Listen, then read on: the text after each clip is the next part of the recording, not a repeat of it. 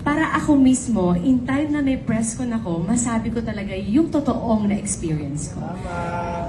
At ang masasabi ko talaga, buti na lang nakilala ko sila. Tulad ng sinabi mo, siguro nga nasa akin na yung sinasabi mo sa office or mga endorsement, pero ang pinakamahalaga kasi sa lahat ay yung health. So kung wala yung lahat, kung wala ka, para nasa yun yung lahat, pero yung health, medyo malabo ka, para sa akin, it's useless. Kailangan lahat magkakasama at ang pinaka-importante sa akin at sa buong pamilya namin is yung health. Kasi gusto ko mas maging malakas para marami akong magawa. Gusto ko maging strong para sa mga anak ko. At salamat na lang at nakilala ko sila.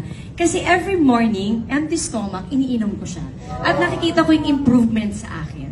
At yung trabaho ko ay hindi namin alam kung anong oras ako makakauwi ng bahay. Pero one thing is for sure, bago ko ipikit ang mata ko, iinom muna ako ng barley bago ko matulog.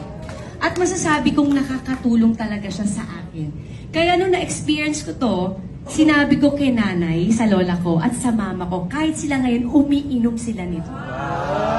So sabi ko, Nay, try mo ito, tignan mo lang kung anong benepisyo makukuha mo. Kasi hanggat kaya kong alagaan yung mga mahal ko sa buhay, gagawin ko yan sa abot ng makakaya ko. Kaya lubos talaga ako. Actually, kung nagpapa-thank you sila sa akin, parang mas magpa-thank you ako. Kasi dahil sa kanila, mas lalo ko naintindihan ano ba ang magagawa o maidudulot ng barley sa katawan ng tao. At hindi lang pang akin ha, ultimong sa mga anak ko, pinapatry ko siya. Well said. Yes.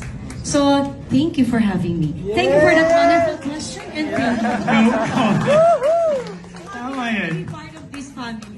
Thank you so much. Definitely. You know what? Just to support that,